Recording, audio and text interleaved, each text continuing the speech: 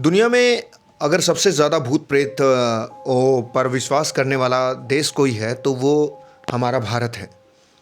लेकिन भारत में भी ज़्यादातर लोग भूतों को सिर्फ 3 ही मान्यताओं में बांट देते हैं।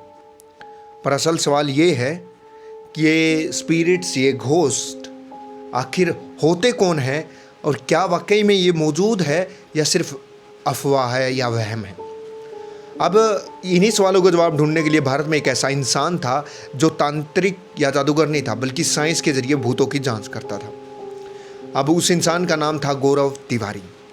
जब भी किसी केस में पड़ जाता था तो भूत उनसे कैसे बात करते थे उसका एक छोटा सा क्लिप आज भी मौजूद है। अब लेकिन सवाल ये है कि गौरव तिवारी आखिर थे कौन, उनकी मौत कैसे हुई, कौन सा केस उनकी ज़िंदगी का आखिरी केस था।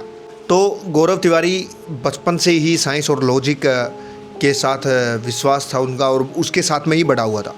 पढ़ाई के लिए वो अमेरिका गया जहां उन्होंने देखा कि वहां पैरानॉर्मल इन्वेस्टिगेटर पूरी तरह से साइंटिफिक डिवाइसेस से स्पिरिट्स की जांच करते हैं, यानी कि आत्माओं की परखते हैं। ये देखकर वो हैरान रह गया। उन्होंने सोचा कि जब भारत के हर गांव में कोई ना कोई भूतिया कहानी है तो फिर भारत में इस प्रोफेशन में क्यों ना काम किया जाए। तो ये अच्छा प्रोफेशन है, मैं कर सकता हूँ, क्योंकि अभी कोई कर भी नहीं रहा। तो ये सोचकर उन्होंने इंडियन पैरानॉर्मल सोसाइटी IPS की स्थापना की। भारत में पहली बार EMF मीटर, EVP रिकॉर्डर जैसे साइंटिफिक टूलों से भूतों की जांच शुरू की तो वो गौरव तिवारी थे, उन्होंने की थी। 7 जुलाई 2016 वो डरावनी सुबह 7 जुलाई 2016 की सुबह गौरव तिवारी अपने कमरे में आराम कर रहे थे। परिवार बाहर नाश्ता कर रहा था। अचानक वो बिना कुछ बोले बाथरूम में चले गए। 5 मिनट बाद बाथरूम से जोर जोर से अजीब चीखने की आवाज़ें आईं। जब दरवाज़ा तोड़ा गया तो अंदर का नज़ारा सबको हिला देने वाला था। गौरव तिवारी बाथरूम के पर्दे के लटका हुआ था। भाई मेरे को भी खुद को डर लग रहा है। बहन की 12 बजे हुए भाई। तो हालांकि 100% ये साबित नहीं हो पाया कि उन्होंने आत्महत्या की थी, लेकिन गले पर अजीब निशान जरूर थे।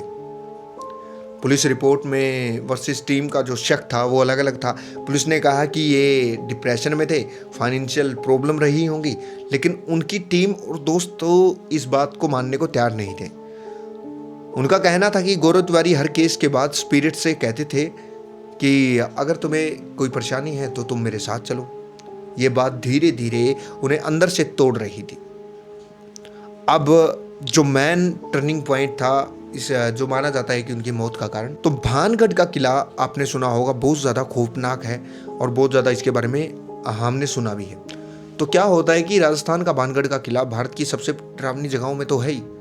यहाँ गौरव तिवारी एक दिन अपनी टीम के साथ जाते हैं और वहाँ पर अननॉर्मल रीडिंग्स मिल जाती है उन्हें।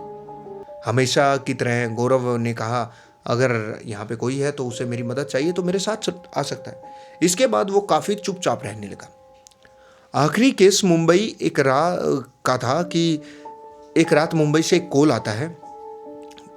तो वो आगे वाला व्यक्ति कहता है कि मेरी बेटी पर साया है, कृपया मदद कीजिए।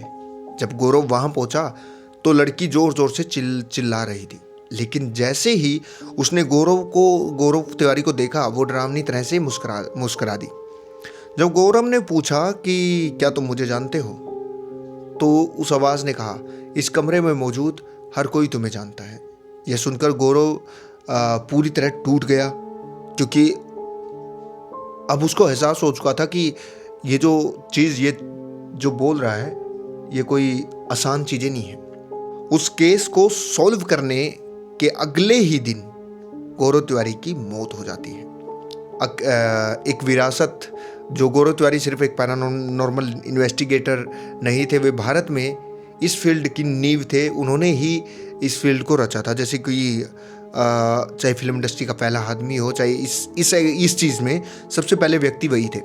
अब उनका फेमस कोट है कि नॉलेज कैंसल फियर्स, यानी डर अज्ञान से पैदा होता है। अगर आपको ये कहानी पसंद आई हो तो वीडियो को लाइक करें और मौजी घोस्ट स्टोरीज को सब्सक्राइब करें। ऐसी ही ड्राइवनी, सच्ची और रहस्यमयी कहानियों के लिए मिलते हैं अगली वीडियो में। तब तक के लिए जय जय सिया राम, राम राम।